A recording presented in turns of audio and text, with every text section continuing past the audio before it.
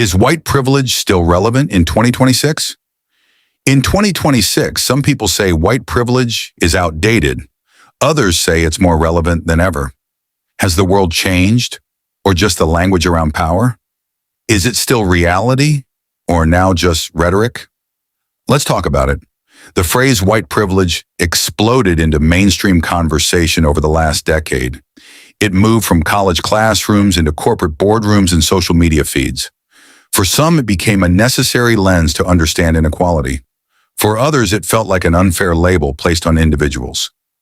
By 2026, the debate hasn't cooled, it has evolved. Supporters argue white privilege isn't about personal wealth or personal struggle. They say it's about structural advantages built over generations. Things like housing access, generational wealth, and social networks. Even when a white individual struggles, they argue race isn't an added barrier. That distinction is central to the conversation. Critics push back strongly. They argue class now matters more than race. A poor white family in rural America, they say, doesn't feel privileged. They point to rising economic inequality affecting all races. To them, the term oversimplifies a complex reality. Another layer is immigration. Many white Americans today are first or second generation immigrants. They didn't directly benefit from historical systems like segregation. So they ask, does privilege apply equally to all white people? This question fuels fresh tension in 2026. Technology and social media also change the landscape. Opportunities are more digital and less location-bound. Some argue access to the internet levels the playing field. Others say algorithms still reflect real-world bias. So does digital life erase privilege or amplify it? Education is another battleground. Data still shows disparities in school funding and outcomes. Supporters of the concept say this reflects ongoing systemic advantage. Critics argue family structure and community culture play bigger roles. The disagreement is about cause, not just outcome. Corporate America has leaned into diversity initiatives.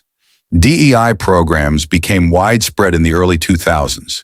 Some see that as proof privilege is being addressed. Others say these programs are symbolic and temporary.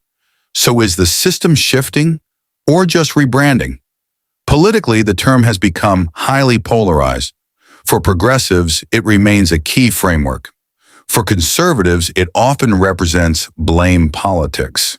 By 2026, even moderates are fatigued by the rhetoric. The language itself now shapes the reaction. Globally, the conversation looks different. In Europe, class dominates more than race in many debates. In parts of Africa and Asia, ethnicity and tribal identity carry more weight, so some argue the term is uniquely American.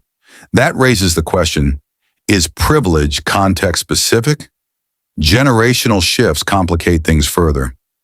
Younger white Americans grew up in more diverse environments. Many genuinely see themselves as allies for equality, yet they still inherit social perceptions tied to race. Intent and impact don't always align.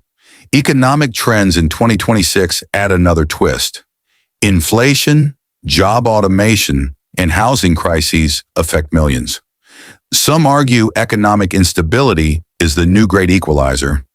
Others say instability still hits minority communities harder. So is privilege shrinking or just harder to measure? Ultimately, the question isn't simple. Is white privilege still relevant? Or has the conversation outgrown the term? Is it a necessary truth or a divisive shortcut? The answer depends on what lens you prioritize: history, economics, or culture.